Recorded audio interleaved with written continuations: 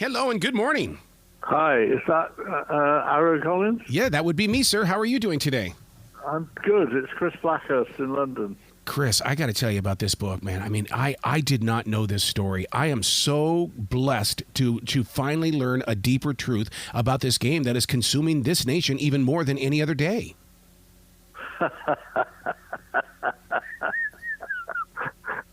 Well, you're very kind. It's the wrong name, of course. It should be soccer. and you know, and that's the thing about it is that how did this American family go from American football to soccer? That's a very good question. They saw it as a major revenue earner. European football, as we say over here, European soccer, was taking off, and with TV rights, and we were getting cable TV, and it was really the whole industry, the whole game was exploding. And they weren't the first. I mean, there have been other American owners. John Henry came into. I mean, some of them went to, the guys that went into Liverpool about the same time. But the point about the Glazers is that they really have no interest in the game, and they've, you know, in the 19 years they've owned the club, which is the equivalent in soccer of New York Yankees or Dallas Cowboys in the NFL. You know, it's the biggest club with the biggest reach, biggest social media, huge stadium, huge number of fans all around the world. It's got more fans in the United States than in the UK. They never even go to matches. They don't go, and that's what's really riled the fans and upset them. You bring up a very interesting point when you said that you know, that cable television played a major role in this, and one of the things that we're learning today is how streaming is starting to change things, because the Peacock played that football game, and the nation who didn't have Peacock didn't get to see a Kansas City football game. And to me, maybe that's my attraction to this story. It's almost like these are the roots before we've arrived into our today. Yes, I think that's a very good point. I mean, look, it's the same in the States with football and basketball. Every town, every city, you know, they all have their diamonds, they all have their squares, and that's where the kids play football, whether it's minor league or higher up. You know, it's the heart of the community. And that's what soccer means in England, and it means all over the world.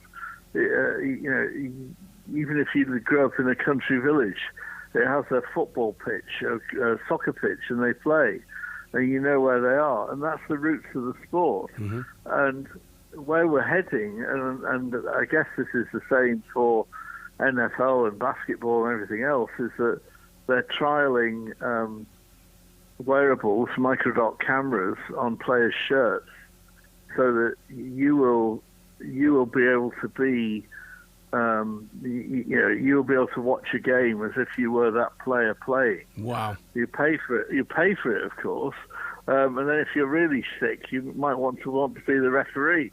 And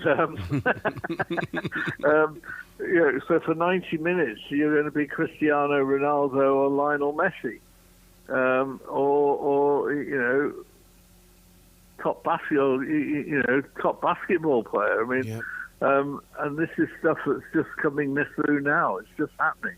Wow! And that's going to transform everything. I mean, you know, I don't know. I mean, my kids, we rarely see them look at this black box, which we call a television. I mean, they are looking at iPads and tablets. They're looking at their phones, they're on the move, or they're sitting in a chair, but they're looking at something. And everything, the way we view sport, that's going to change. Yep. Yeah. You know, you talk about soccer, about being community. We're falling witness to that here in the Carolinas with our professional team, the Charlotte FC. And man, they sport those jerseys, the fans do, and everybody comes together as a community. Black, white, old, young, kids, everybody. When you see someone with an FC jersey on, it's community. Yeah, yeah. Yeah, I don't think you've got the fans rioting the same as we've got, though. Well, you're right about that. That's next. That's what happens. You end up with one community fighting another community. But it's true. And football is a great unifier. Or sport is really. But the point about this sport, and I guess. Basketball and to an extent baseball. I think less so football because you need the physique. But these are games that anyone can play. You know, they always say this, don't they? In fact, it's changed now because women girls are playing soccer as well. But you know, in my day, you know, give a boy a ball and he can make a friend. Because he just goes out on the street and he kicks the ball and another boy comes along and says, "Can I join?" And the next thing you know, you've got 5 boys playing a match. Yep. And that happens everywhere, all over the world. And you don't need anything. You don't need any equipment. You put some jerseys down as the goals and you play. And that's, you know, it almost brings a lump to my throat as I say it, you know. But it's true. And it's fantastic, and long may it continue. But at the top end, it's changing into something else. Yeah.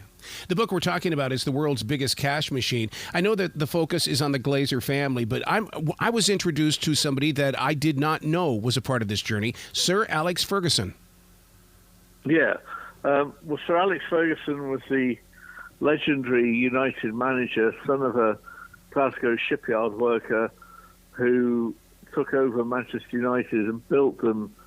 I mean, they were already the big club. I mean, the story of Manchester United and how they their first team were in an air crash in Munich in 1958. A lot of them died, including England's star footballer at the time, a young guy called Duncan Edwards. And United rebuilt like a phoenix from the ashes. And they won the European Cup, and they were the number 1 team in Europe. But then they went into a decline, and Ferguson came along and took charge. And famously, he introduced kids. In fact, one of our biggest soccer commentators growled on national television and said, "You don't win anything with kids." And they were kids, and they were. I mean, I'm sure you've heard of David Beckham. So there was David Beckham, a whole load of them. They were known as the class of '92. And the class of '92 won everything. And Ferguson won what we call the treble, which was the European Champions League, the English Premier League, and the English FA, the English Cup. Wow. You can't win any more than that, really. And he was the manager, and he, in the book, he doesn't really come out very well. I mean, he played both sides. The fans were very opposed to the Glazers. Not I stress at all because they were American. That was nothing to do with it. I mean, we're a very open society, and Americans own lots of our clubs. It was that they didn't show the love. They didn't go to the ground. They didn't follow the matches. They weren't there. And they were opposed to the Glazers. But Ferguson would not criticise them in public. And he was being paid by them, of course. And this rankled, this cut deep. And it still continues to this day. I mean, Sir Alex is now in his 80s, but he goes to the matches and he's a paid ambassador for the club. You know, one of the things we've been talking about the passion of the fans and of the people that make up the teams. One of the things that really catches the attention of the businessman is jacking up those prices for those soccer tickets. I would hate to have been a fan back then because I would have instantly disliked that decision. Yeah, well, now, in fact, they've gone up over the years at Manchester United. Yeah.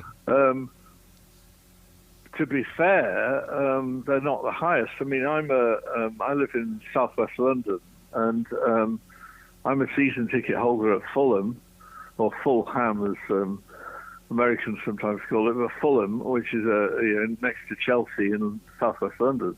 Now, there are seats there, not my seat, I have to add, but there are seats at Fulham which are the most expensive in the world, and they are £3,500 for a season, and for that you get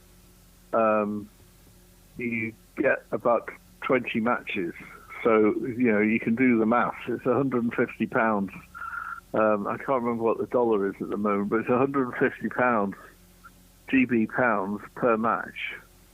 That's an extraordinary amount of money. And if you think about football or soccer as a family game, and I take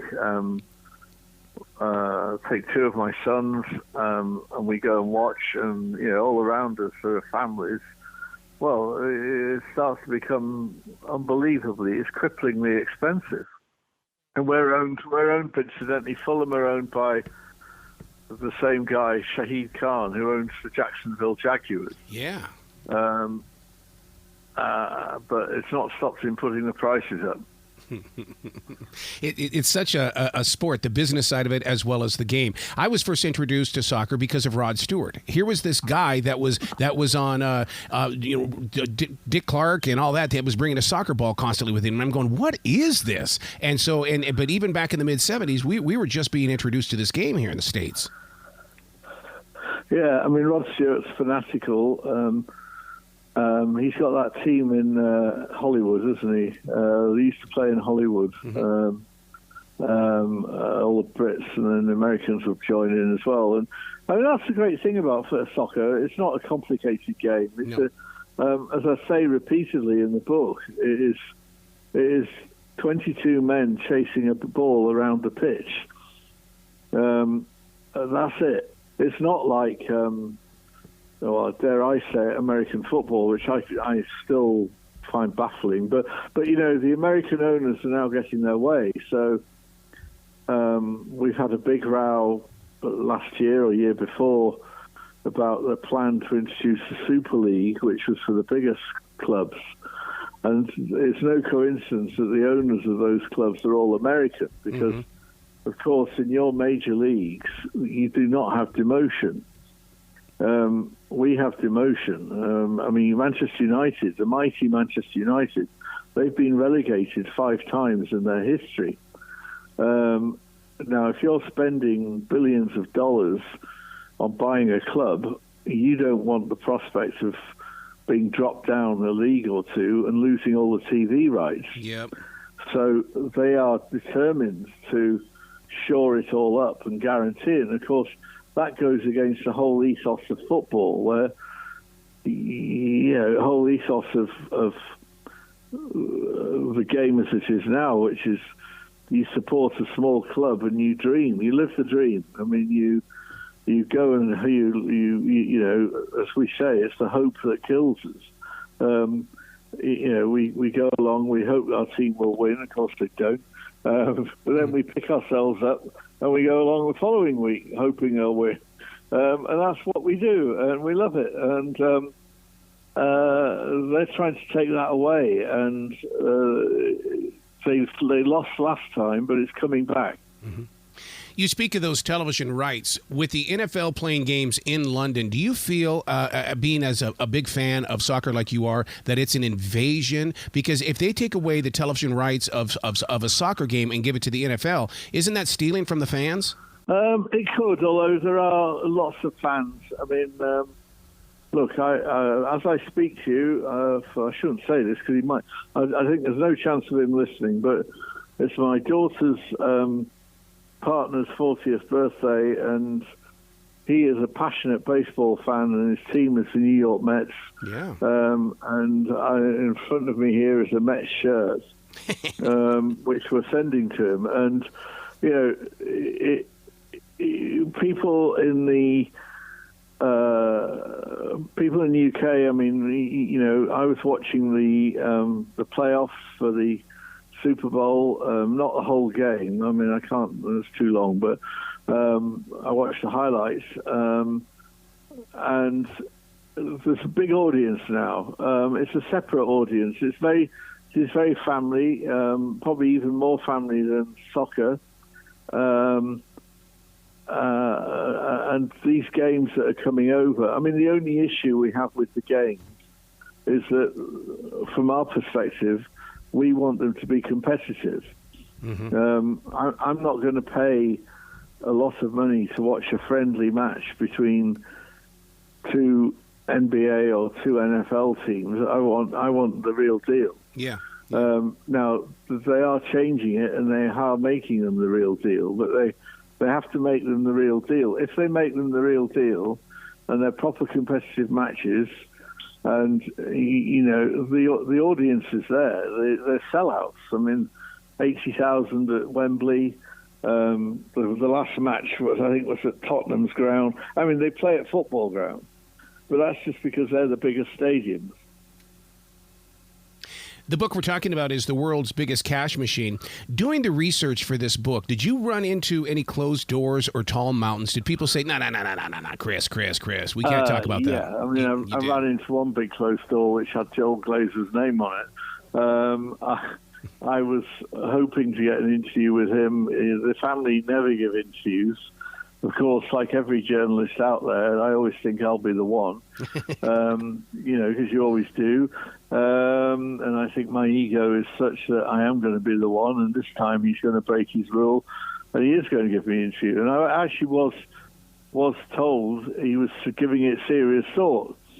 And then, of course, I got the call saying, very sorry, but he's too busy. And that meant, because he wouldn't talk to me, it meant that other people on the payroll wouldn't talk to me either. To be honest, it didn't matter, because I knew what they were. I had a good idea what they were going to say, and I also managed to talk to people who'd left the club or who had sufficient inside knowledge. But yeah, there was one that was the biggest. Wow. What's great about this book, Chris, is the fact that, to me, it takes journalism up to an even higher level than where it's ever been, because it's always been about that sound bite during the 5 o'clock news. But you have really put a lot of thought and effort into this book, where you tell us the entire story at our own pace. I just love the way that you did that. Well, thank you very much. I mean, I love telling stories. It's why I'm a journalist. I became a journalist because of a story that unfolded in Washington all those years ago. I'm not sure which one I am. I don't think I qualify as Robert Redford or maybe Dustin Hoffman, but obviously Woodward and Bernstein. Bringing down the most powerful man in the world without firing a shot is an amazing. And that fired me. I mean that. But it's really about telling stories. It's telling people, taking people inside places they can't get into. They haven't got the time, they haven't got the access, they haven't got the knowledge. It's helping them, guiding them through, and telling them things they didn't know, and I hope I've achieved that. Yeah. Where can people go to find out more about you, Chris, and to really dive into your work of art? They go to, I hate to say it on broadcast an advertisement, but there's a seller out there called Amazon, which is very good. It's on Amazon, Barnes and Noble, yes. All good stores, all good bookshops, as they say. I have a Wikipedia page, and I've got my own website. And I've written another book. Previous book was about HSBC, the British bank, the biggest bank in the world yes. at the time, how it was laundering money for El Chapo and the Sinaloa drug cartel. This is a different subject altogether, but it's still about money and power. I've always been intrigued by the nexus, the crossover between money and power, Yes. and how they play off each other. Unfortunately, I have no money and no power. Maybe one day we'll get a book from you that's about pickleball. Yeah. Oh God, no! Don't get me started on that. And don't say paddle to me either. The thing I can't stand about pickleball is have you heard the noise it makes? Right. I mean, it's like some screeching banshee. Give me proper 100-mile-an-hour tennis any day. Yeah. Right. Well, please come back to this show anytime in the future. The door is always going to be open for you. Any more time you want me on, happy to oblige. Excellent. Well, you be brilliant today, okay, Chris? Okay, thank you. Thanks.